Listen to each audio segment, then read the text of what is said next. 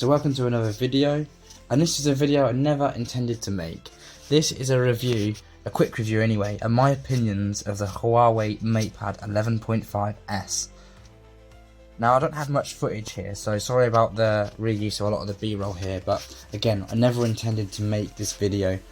I actually bought this tablet to use for editing of the videos that I make rather than to make a video on the tablet. However, unfortunately I have had to send this back early due to what I believe is a fault. Of course I will share that with you, but I'll share that with you throughout the review when it's more relevant rather than now. But let's get into it. So first of all, the naming strategy. I don't normally talk about names and stuff like that. However, my god Huawei, please sort it out. What is going on with the name of your tablets here? It's so confusing compared to any consumer. So again, if you're looking for this tablet, you know, you really need to read and compare and check the specs for a tablet you want, because there's a lot of tablets with similar names but have quite different specs. Some with OLED, some with LCD, some with normal display, some with paper displays. So, you know, just make sure you do your research. So let's talk about these design. So first of all, the materials that are used and the chassis of the device, I absolutely love. I think it's such a well-crafted and well-made device. It feels amazingly in the hand. It's pretty light at about 580 grams. It's made out of metal and it's got a paper-like display, which, to be honest, I'm not actually a fan of, and I'll tell you why. The reason being is that there's a lot of hype around this and it feels like a normal bit of paper to write on. No, it doesn't. It feels like a smartphone screen with a little bit more resistance. And also, you can buy a screen protector that does this to any tablet. You don't get as good viewing angles. It does take some of the clarity away from the screen. And I do find that the screen is slightly less responsive with this. Again, that's not confirmed, but that's just in my experience. The screen as well, everyone, you know, the reviews I've seen and the comments I've read, that people are saying it's such a nice screen. And to be honest with you, I don't really like it. I don't find the clarity of the screen's amazing. The colours are not particularly bright or vivid. You know, it is a IPS screen, it's not an OLED screen, and I think that's a lot of where the problem comes from. But again, really, I'd like an OLED screen on this tablet, and it really would be something special. So for me, that is a slight letdown. Price point of the tablet around £350 to £400, depending on when you get and what discount codes you use. Nowadays, if Huawei, everything seems to be on sale at some point in the year. Again, I think that's actually a fair price for the tablet, maybe slightly more expensive than something like an Honor tablet, which has similar specs. But yeah, overall, not a bad price. So there's different editions of the tablet you can get. You can get the tablet, I believe, on its own. You can get the tablet with the keyboard and the stylus included as a free gift, which, to be honest, they'll probably send it with you anyway. So yeah, you get different variations of this tablet and you can use it for different things. The one I picked up was the one with the stylus and with the keyboard. The more we don't talk about the keyboard, probably the better. It's just a very bog standard keyboard, no backlighting, quite cheap feeling, and doesn't feel very robust. So yeah, that's not an accessory I'd recommend, to be honest with you. Now we come on to the fault I have, since we're talking about the keyboard. So this doesn't use Bluetooth, this uses Huawei's Nearlink technology. And if you're take the keyboard away from the tablet or the tablet away from the keyboard still works, which, you know, seems like a benefit. However, when you do want to type the on-screen keyboard and you haven't got the keyboard attached, there's no clear and simple way to turn it on or off, which means when you're tapping on the screen, the tablet thinks the keyboard is still attached.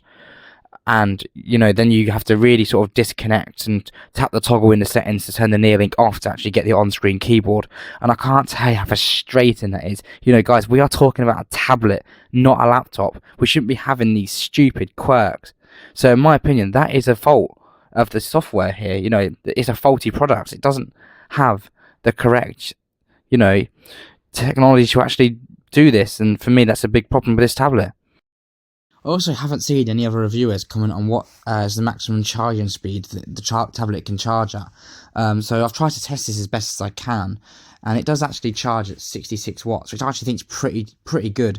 I don't know if this is just with Huawei adapters. Obviously, I use a Huawei P60 Pro as a daily basis, which means I've got the charger for it. Interestingly, the charger that I'm using to charge it is an 88 watt Huawei charger.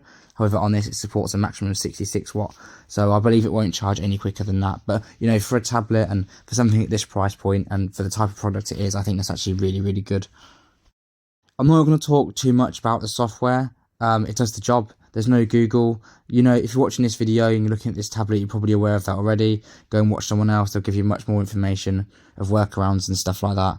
But overall, I actually find the software pretty decent. You know, it's quick, it's snappy, it does the job. Again, there's a lot of different videos on their own apps like Huawei Paint and stuff like that. I'm not going to go into that video. I haven't had enough time to test it. Stereo speakers on this tablet as well. Also, pretty decent audio. Again, I don't think they're going to be absolutely amazing, some of the best out there. But, you know, I'm happy enough with the audio. I think it sounds really, really good. Just for reference, by the way, the other tablet in the video is the Huawei MateBook E, which is a Windows laptop tablet, and I think that's still got one of the best displays I've ever seen on any product. Absolutely stunning. So if you want to see that review, check the channel out. There is a video on it. And we do need to give credit here to Huawei for some of the seamless connectivity between Huawei devices. It works amazingly. It has some features that are so good. Again, if you do want to see a video on that, comment below and I'll do an individual video on that. I'm not going to go into it too much here, but you know, you can share your display, you can share your files with Huawei Super Hub, you can mirror the display. You know, you can do so much with it. You can use the mouse and the keyboard connected to the laptop on the tablet without connecting it to the tablet, which is a really nice feature if you're using it as a secondary screen. And again, this also applies to any Huawei smartphone running EMUI 12 or Harmony OS 2 onwards, I believe. So again, you get these amazing features, which is really nice to see. Again, the tablet has a camera on it. Again, do I need to say any more who uses the camera on a tablet? But it's there if you need it. I've tested the camera. It does the job. It's very noisy. It doesn't have particularly great detail levels or anything like that. But, you know, it's there if you really must need it for video calls or something. Battery life as well. I don't know the figures. I get around sort of probably 5 hours of, you know, content streaming and various other tasks on the tablet. Again, I've only tested it for a couple of days because, again, unfortunately, I believe the unit's faulty, so I am sending it back to Huawei. So in my testing, not amazing battery life, but, you know, it does the job. Now, performance as well, they won't quote what chipset we use. A lot of people are speculating that it is a new Kirin chipset. However, interestingly, with a lot of the new Kirin chipsets, if you go onto the AI Life app, pair your Huawei FreeBuds 3, sometimes you can use this, you know, special audio feature that allows really good recording. Now, that isn't available on this tablet. So, you know, I am starting to wonder, actually, is it a Kirin chipset or is it a Snapdragon 7 Gen 1, maybe 4G version that they've used previously on a tablet? For me, my money's probably going on something like that, just because of you know, how I noticed the tablet runs and stuff like that. And performance actually is really good. It's really snappy. Haven't done any game on it. Done a bit of photo editing on it, and yeah, it does the job. You know, it's quick enough. It's snappy enough. Overall, no problems there with the performance at all. So that's it. That's my review on the Huawei MatePad 11.5S. Hope you liked the video. Please like, comment, subscribe, and let me know your thoughts in the comments below. Again, no company has had any copyright approval or early access to the video. They are seeing it right alongside you.